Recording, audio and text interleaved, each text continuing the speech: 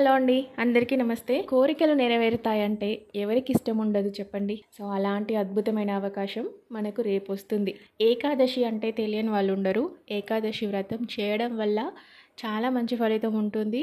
ప్రతి ఒక్కరూ తప్పకుండా ఏకాదశి వ్రతాన్ని చేయాల్సిందే. ఎందుకంటే ఏకాదశి రోజు అన్నం తినడం వల్ల అన్నంలో ఉండే మురాసురుడు అనే రాక్షసుడు మన లోపలికి వెళ్ళి అనారోగ్యాన్ని కలిగిస్తాడన్నమాట. సో అందుకే ఏకాదశి వ్రతాన్ని తప్పకుండా అందరూ చేయాలి.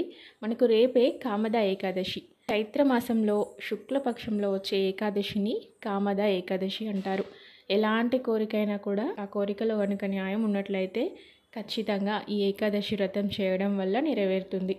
ఏకాదశి వ్రతం చేయాలనుకునేవారు దశమి రోజే అంటే ముందు రోజే మాంసాహారం తీసుకోకూడదు. రాత్రి సమయంలో అల్పాహారం తీసుకోవాలి. ఏకాదశి రోజంతా ఉపవాసం ఉండాలి. పాలు పండ్లు తీసుకోవచ్చు. ఉప్మా రవ్వతో చేసింది ఏదైనా తినవచ్చు. అంతేకాని బియ్యంతో చేసిన ఏ పదార్థం తీసుకోకూడదు. ఇక మరుసటి రోజు అంటే ద్వాదశి రోజు ఉపవాసాన్ని విరమించి ఏదైనా విష్ణు సంబంధిత ఆలయానికి వెళ్ళి దర్శనం చేసుకుంటే చాలా మంచిది. ఈ కామద ఏకాదశినే దవన ఏకాదశి అని కూడా అంటారు. ఈ రోజున స్వామివారిని లక్ష్మీదేవిని తులసి దళాలతో కానీ బిల్వపత్రాలతో కానీ దవనంతో కానీ పూజించినట్లయితే చాలా మంచి ఫలితం ఉంటుంది. ఇక ఈ ఏకాదశి రోజు పాటించవలసిన నియమాలు ఏంటంటే దశమి రోజు, ఏకాదశి రోజు, ద్వాదశి రోజు 3 రోజులు బ్రహ్మచర్యాన్ని పాటించాలి. మాంసాహారం తీసుకోకూడదు. ఎలాంటి గొడవలు పెట్టుకోవద్దు. అబద్ధాలు చెప్పకూడదు. ఎవరిని దూషించకూడదు. అవసరమైనంత మాత్రమే మాట్లాడాలి.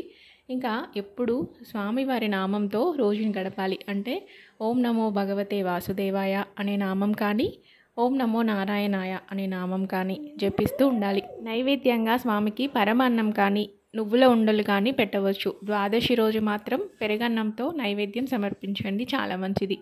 ఈ విధంగా ప్రత్యేకంగా పీఠాన్ని ఏర్పాటు చేసుకోలేని వారు నిత్య పూజలో లక్ష్మీనారాయణుల చిత్రపటం ఉన్నట్లయితే అక్కడే చేసుకోవచ్చు. లేదు అంటే ఈ విధంగా పీఠాన్ని ఏర్పాటు చేసి పూజ చేసుకోవచ్చు. కానీ ఎలా చేసుకున్నా కూడా మొదటగా గణపతిని పూజించి తర్వాత లక్ష్మీనారాయణులకు షోడశోపచార పూజ చేయాలి.